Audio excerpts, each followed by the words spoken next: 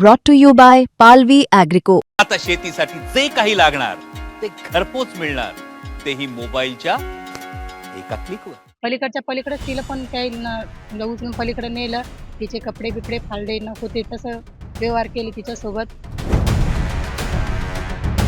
त्यांचे कपडे फाडता लाज वाटली पाहिजे तुम्हाला. अशा कुकर्म करणाऱ्या माणसाला बांगड्या घालून गध्यावर बसून मिरवणूक काढली पाहिजे. आणि मग त्याच्यानंतर माझी भाची 1-1.5 वर्षाची होती, ती त्यानं गायब केली. मग ती माझी छोटी भाऊजाई रडू लागली. कशी लाज वाटली नाही तुम्हाला? यांना सगळ्यांना ही शिक्षा झाली म्हणजे झालीच पाहिजे. आता आम्ही जिजाऊच्या फक्त लेकीच राहिलो नाही, तर आम्ही वाघिणी झालेलो आहे. समोरच्याला आम्ही आलो तर फाडून खाण्यासारखे आहोत. लोणार तालुक्यातील चिखला हा गाव सध्या अख्ख्या महाराष्ट्रात चर्चेत आलेला आहे. कारण इथे जे प्रकार घडलेला आहे ते शिवाजी महाराजांच्या पुतळ्यावरून 2 गटात एक सामाजिक तेढ निर्माण झाला होता. त्याची चर्चा अख्ख्या महाराष्ट्रात होता आणि काही व्हिडिओ पण व्हायरल झालेले आहेत, ज्यामध्ये काही महिला आहेत ज्यांना म्हणजे मारहाण करण्यात आलेली आहे. एक महिला आपल्यासोबत आहे ज्या जखमी अवस्थेत आहे, जे बसलेल्या आहेत. आपण त्यांना विचारणार आहोत हा नेमकं त्या दिवशी काय घटना घडली होती, काय प्रकार घडला होता. ताई सांगा, त्या दिवशी काय नेमकं घडलं होतं? त्याची पूर्ण पब्लिक इथं जमा होती. आम्ही म्हणजे माझी बहीण ती घरी होती. रोज उठलं की तेच चालू होतं, महाराजाचा पुतळा बसल्यापासून की काढायचा म्हणून ती इथं आली. तिने पाहिली पब्लिक, तिने मला कॉल केला ये म्हणून. मी आले आणि मग नंतर मी आले त्यावेळेस ती बाई तसं सांगत होती की जसं तुम्ही पोलिसला तुम्ही तुमच्याकडून होत नाही, मी काढते म्हणून पुतळा. म्हणून ती पुढे गेली.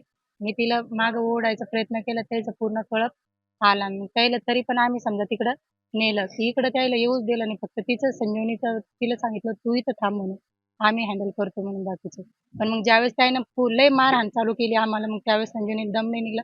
मग ती आली तिकडं. मग ती आली तर तिला माझ्यापर्यंत येऊच दिलं नाही. पलीकडच्या पलीकडेच तिला पण त्यानं उचलून पलीकडे नेलं, तिचे कपडे बिपडे फाडले, नको ते तसं व्यवहार केले तिच्यासोबत. आणि मग नंतर माझी वहिनी, भाऊजाई, माझी भाची ते सगळे आले, त्याला पण मारहाण केली. आणि मग त्याच्यानंतर माझी भाची 1-1.5 वर्षाची होती, ती त्यानं गायब केली. मग ती माझी छोटी भाऊजाई रडू लागली. मग आम्ही हे सगळं सोडून दिलं आणि त्याच्यातून डबल बाहेर पळालो. आणि आम्ही त्याला हे म्हणायचं की जसं माझी भाची तरी द्या, पोरगी तरी द्या तुम्ही आम्हाला, आम्हाला काय करायचं ते करा, फक्त पोरगी द्या आम्हाला, एवढं म्हणत होतो. पण त्यानं काही दिलीच नाही. अजून ते येतच होते अंगावर. मग ते पोलिसला कव्हर झाले नाही, त्यानं एक टीम बोलवली परत. मग त्यावेळेस त्यानं ते काढून दिले. ते आल्याच्या नंतर मग त्याला तरी पण आम्ही हेच म्हणत होतो की पोरगी द्या. मग त्यानं ते पूर्ण तिकडं गावात तिकडे जाऊ लागले ते, तर मग त्याने इकडून आणून तिकडे शेतामध्ये पोरगी ठेवली होती. आज या घटनेला 2-3 दिवस झालेले महाराजांच्या घटनेला. सध्या वातावरण तुम्हाला भीती वाटते का गावात राहण्याची, काय वाटतं? भीती वाटणारच ना. आता हे गाव त्याचं गाव म्हणल्याच्या नंतर हे भीती वाटणारच. आमचा समाज कमी आहे इथं. आणि पहिले सतत नेहमी आमच्यावर अन्यायच व्हायचा. महाशिवरात्रीच्या दिवशी पण आम्हाला मंदिरात पण त्यानं भरपूर टाळलं येण्याचं. पण मग आम्ही पण जातच होतो. त्यानं टाळण्याचा प्रयत्न केला तरी आम्ही जात होतो.